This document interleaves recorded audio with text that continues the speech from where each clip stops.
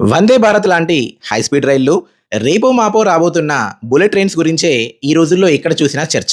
ఈ modern technology యుగంలో 52 ఏళ్ల కిందట మొదలైన ఒక పాత రైలు గురించి ఒక సామాన్యుడు ఇప్పుడు ఎందుకు మాట్లాడుకోవాలి? ఎందుకంటే ఒక సాఫ్ట్‌వేర్ ఉద్యోగి మొదటి ఇంటర్వ్యూ టెన్షన్, చదువు కోసం ఊరు దాటుతున్న విద్యార్థి కన్నీళ్లు, ఇవన్నీ ఆ రైలు బోగీల్లో ఒక ఎమోషన్‌లా దాగున్నాయి. అదే తెలంగాణ, కోస్తాంధ్ర, ఉత్తరాంధ్ర ప్రజల ఆత్మీయ వారధి గోదావరి ఎక్స్‌ప్రెస్. 1974లో హైదరాబాద్ టు విశాఖపట్నం మధ్య మొదలైన ఈ రైలు 2026 ఫిబ్రవరి నాటికి విజయవంతంగా 52 ఏళ్ల లెజెండరీ ప్రయాణాన్ని పూర్తి చేసుకుంది. ఎన్నో ప్రీమియం రైళ్లు వచ్చినా సరే గోదావరి ఎక్స్‌ప్రెస్‌కున్న క్రేజ్ ఇస్మంతైనా తగ్గలేదు. దీనికి అసలు కారణం దక్షిణ మధ్య రైల్వే దీన్ని మెయింటైన్ చేస్తున్న విధానం. ఎంతో క్లీన్‌గా ఉంచడమే కాకుండా ఖచ్చితమైన సమయపాలనకు ఇది మారుపేరు. అందుకే 2025లో ఈ ట్రైన్‌కి బెస్ట్ మెయింటైన్డ్ ట్రైన్ అవార్డు కూడా దక్కింది.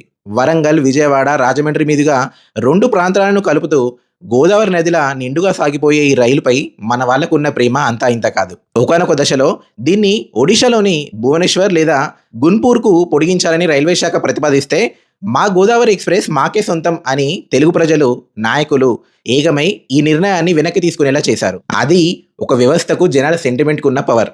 వరంగల్ మరియు కాచిపేట ప్రాంత ప్రజలకు గోదావరి ఎక్స్‌ప్రెస్ కేవలం ఒక రైలు మాత్రమే కాదు. అది వారి దైనందిన జీవితంలో ఒక విడదీయరాని భాగం.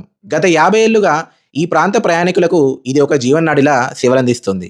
2024లో ఈ రైలు 50 ఏళ్లు పూర్తి చేసుకున్న సందర్భంగా ప్రయాణికులు మరియు రైల్వే అధికారులు కలిసి కేక్ కట్ చేసి వేడుకలు జరుపుకున్నారు.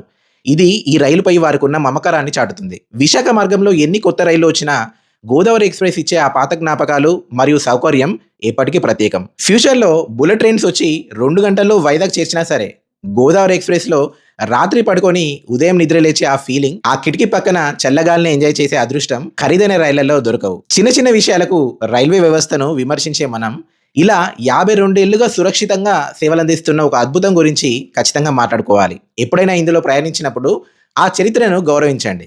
మీకు గోదావరి ఎక్స్‌ప్రెస్‌తో ఉన్న మధురమైన జ్ఞాపకాలను ఖచ్చితంగా కామెంట్స్‌లో పంచుకొని ఈ వీడియోని ప్రతి ఒక్కరికి షేర్ చేయండి.